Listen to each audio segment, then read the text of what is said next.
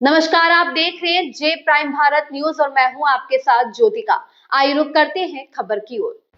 आज Lucknow Islamic centre में ईद की नमाज बड़ी अकीदत और शांति के साथ अदा की गई। इस खास मौके पर कई प्रमुख हस्तियां भी मौजूद रहीं, जिन्होंने देश में भाईचारे और एकता का संदेश दिया। ईद उल फितर के पवित्र अवसर पर राजधानी लखनऊ के लखनऊ इस्लामिक सेंटर में हजारों की संख्या में लोगों ने नमाज अदा की। नमाज के बाद लोगों ने एक दूसरे को गले लगाकर ईद की मुबारकबाद दी। इस मौके पर सपा के राष्ट्रीय अध्यक्ष पूर्व मुख्यमंत्री अखिलेश यादव, भाजपा से पूर्व मुख्यमंत्री डॉक्टर दिनेश शर्मा और मुस्लिम धर्म गुरु फिरंगी महल के इमाम मौलाना खालिद रशीद समेत कई गणमान्य लोग मौजूद रहे। सभी नेताओं और धर्मगुरु ने देश में अमन, शांति और आपसी भाईचारे को मजबूत करने का संदेश दिया। उन्होंने कहा कि ईद का त्योहार हमें मिलजुल कर रहने और एक दूसरे की खुशियों में शामिल होने की सीख देता है। लखनऊ से मोहम्मद इकराम की रिपोर्ट।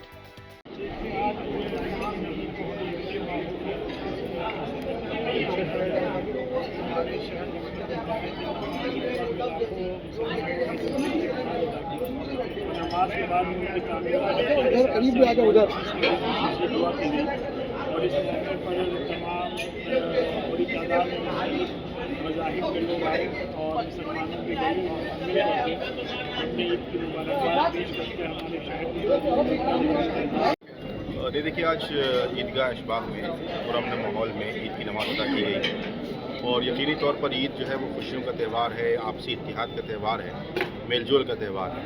इस मौके पर बड़ी तादाद में फर्जंदान तौहीद ने नमाज अदा की है और मुल्क की अमन शांति के लिए दुआएं की। मैं आता हूँ ईदगाह कमेटी के लोग हमारे रामलीला में आते हैं, सामने ऐशबाग रामलीला है।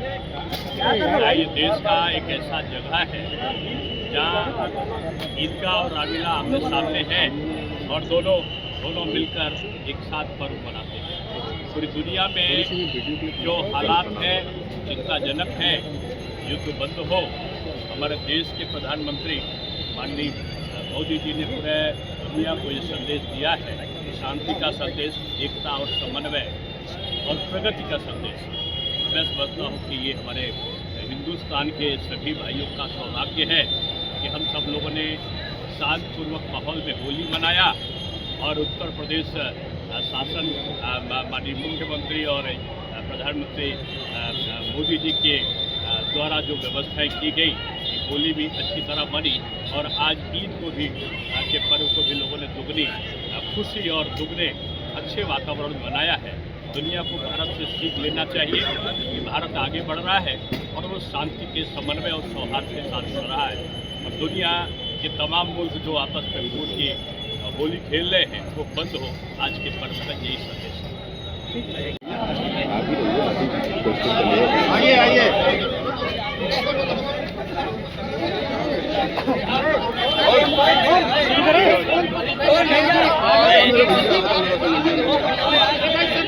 मैं प्रेस के लोगों को धन्यवाद देता हूँ आपके माध्यम से ईद की बहुत मुबारकबाद। पूरे देश में खुशी के साथ ईद का त्यौहार मनाया जा रहा है। मैं सभी देशवासियों को ईद के त्यौहार की बहुत मुबारकबाद देता हूँ।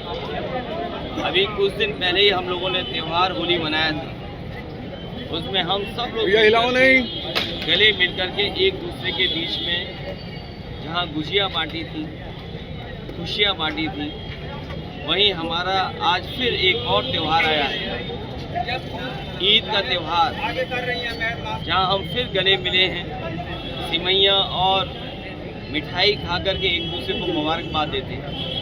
यही हमारी हिंदुस्तानियत है कि जहाँ अलग अलग धर्म के, अलग अलग जाति के लोग रहकर के एक साथ त्योहारों को एक साथ मिलकर के खुशियाँ मनाते हैं। यही हिंदुस्तानियत हमारे समाज और देश को मजबूत बनाती है, देश को तरक्की और खुशहाली के रास्ते पर ले जाती है। हमें उम्मीद है कि दुनिया में जिस तरह से वॉर चल रहा है वो तो ख़त्म होगा ही होगा और उसके साथ वॉर ख़त्म होते ही खुशहाली भी आएगी, ऐसा हमारा सबका मानना है ईद के त्यौहार पर। सर, मथुरा में माहौल तनावपूर्ण बना हुआ है, वहाँ पे साधु का जिक्र हमेशा होता है जो देश के लिए शहीद होते हैं। कोई देश हो, कोई मुल्क हो और मुल्क के लिए जो शहीद होता है वो दिलों में याद किया जाता है। सर, मथुरा में माहौल तनावपूर्ण बना हुआ है, एक साथ भारतीय जनता पार्टी कहाँ तनाव न पैदा कर दी ये सोचना।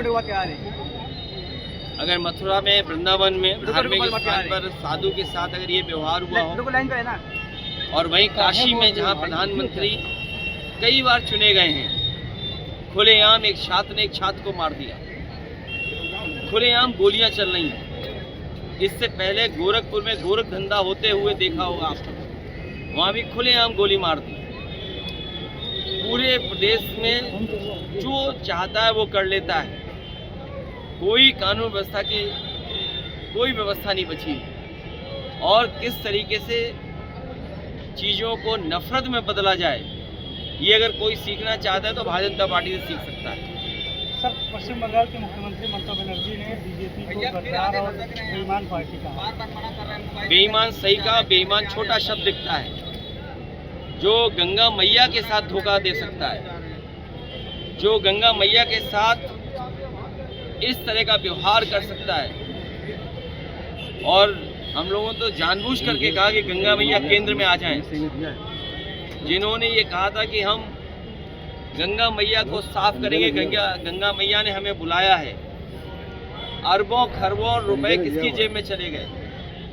जब हम गंगा मैया याद करेंगे तो मणिकंका घाट भी याद आएगा, किसने बुलडोजर चलवाया था। माँ गंगा को याद करते हुए वो भी याद आएगा कि हमारी देवी, और जिन्होंने उस वाराणसी मणिकंका घाट को संरक्षण किया, बनवाया, वहाँ पे भगवान शिव की भी मूर्ति थी, उसे भी तोड़ दिया। तो भारतीय जनता पार्टी के लिए जो आदरणीय ममता जी ने कहा वो कम कहा है, और सच्चाई है कि वो अकेली भी लड़ेंगी तो भी जीत जाएंगी। वो अकेली लड़ करके भी सबका मुकाबला कर रही हैं। ये जो अधिकारियों का ट्रांसफ़र हो रहा है बंगाल में, सुना है कि बड़े पैमाने पर अधिकारियों को हटाया गया है। डीजीपी, चीफ सेक्रेटरी या अन्य सेक्रेटरी या अन्य अधिकारी, पुलिस के और प्रशासनिक अधिकारी। लेकिन उत्तर प्रदेश में जब जब बीजेपी के समय पर चुनाव हुआ है, बीजेपी ने एक भी अधिकारी नहीं हटाया। वो अधिकारियों ने चुनाव आयोग से मिलकर के बीजेपी के लोगों ने ऐसे अधिकारी सेट किए थे कि रिश्तेदारी आसपास बना रहे, रिश्तेदार के माध्यम से ही हम चुनाव जीत लें। तो एक तरफ जहां बंगाल में तमाम अधिकारियों को हटाया गया, वहीं उत्तर प्रदेश में हम लोगों ने देखा था कहीं किसी अधिकारी को नहीं हटाया गया। और रिश्तेदार कैसे रिश्तेदार को जिताएं, उस हिसाब से अधिकारी पोस्ट किए गए थे।